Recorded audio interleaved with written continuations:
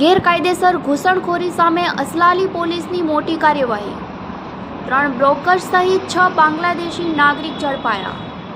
અમદાવાદ શહેરમાં ગેરકાયદેસર ઘૂસણખોરી સામે અસલાલી પોલીસ દ્વારા મોટી અને મહત્વપૂર્ણ કાર્યવાહી કરવામાં આવી છે। અસલાલી પોલીસને મળેલી ગુપ્ત માહિતીના આધારે કરાયેલા ઓપરેશનમાં 6 બાંગ્લાદેશી નાગરિક અને તેમને ભારતમાં ગેરકાયદેસર રીતે પ્રવેશ કરવામાં મદદ કરનાર 3 બ્રોકર્સ સહિત કુલ 9 આરોપીઓને ઝડપી લેવામાં આવ્યા છે। પોલીસ તપાસમાં સામે આવ્યું છે કે ઝડપાયેલા બાંગ્લાદેશી નાગરિકો કોઈપણ માન્ય દસ્તાવેજો વગર ભારતમાં પ્રવેશ કરીને અસલાલી તથા આસપાસના વિસ્તારોમાં ગેરકાયદેસર રીતે રહેતા હતા। તેમને રહેવા, કામ આપવા અને દસ્તાવેજો બનાવવામાં બ્રોકરોએ મહત્વની ભૂમિકા ભજવી હતી।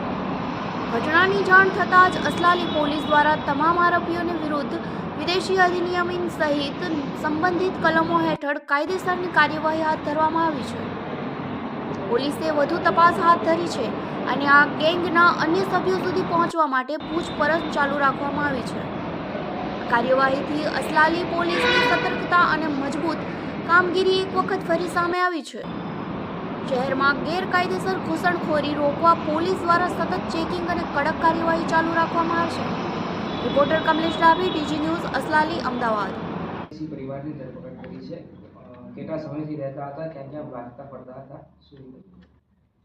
26મી જાન્યુઆરી જે પ્રજાસત્તાત્મક દિવસમાં તકેદારીના ભાગરૂપે અમદાવાદ પોલીસ કન્ટિન્યુઅસ કોમ્બિંગ 4-5 દિવસની કરતી હતી અને જે રીતે આપ જોયું તો કે બોમ્બ થ્રેટ મળી હતી ઘણા બધા સ્કૂલોમાં પણ, તો આના ભાગરૂપે અમે તમામ સેન્સિટિવ વિસ્તારની ચેકિંગ કરતા હતા। और આ ચેકિંગ દોરાન અમે એક બાતમી મળી હતી કે અસલાલી પોલીસ સ્ટેશનના નાચ ગામમાં 3-4 બાંગ્લાદેશીઓ રહે છે। આજે ઇન્ફોર્મેશન મળી અને આધારે અમારી એક અસલાલી પોલીસ સ્ટેશનની ના પીઆઈને લીડરશિપમાં એક ટીમ ગોઠવવામાં આવી હતી और ત્યાં જઈને એને જે પૂછપરછ કરી તો પ્રાઇમરીલી એને પાસે કોઈ પણ પ્રકારના વેલિડ ઇન્ડિયન ડોક્યુમેન્ટ્સ હતા નથી और એ પૂછપરછમાં કબૂલી લીધો કે જે આજથી લગભગ 10 વર્ષ પહેલા એ ઇન્ડિયામાં એન્ટર થયા હતા। સૌથી પહેલા વેસ્ટ બેંગોલમાં એન્ટર થયા, વેસ્ટ બેંગોલ પછી ઘણા વખત ચંડોળા તલાબમાં રહ્યા હતા અને ચંડોળામાં જે રીતે અમદાવાદ પોલીસ તરફથી જે કાર્યવાહી કરવામાં આવી હતી એને આધારે પછી ત્યાંથી નીકળીને જે છેલ્લા 4-5 મહિનાથી નાચ ગામમાં રહેતા હતા। और આ એ બંને જેમાં એક લેડી અને એક જેન્ટ્સ છે, એ બંને ભાઈ બહેન છે। એને જે લેડી છે એને 4 દીકરા છે, એમાં એક મેજર છે અને 3 માઇનર છે। और એ લેડીના હસબન્ડ જે છે એ હસબન્ડ અત્યારે આણંદ જિલ્લામાંથી પકડાયેલા છે, તારાપુરથી।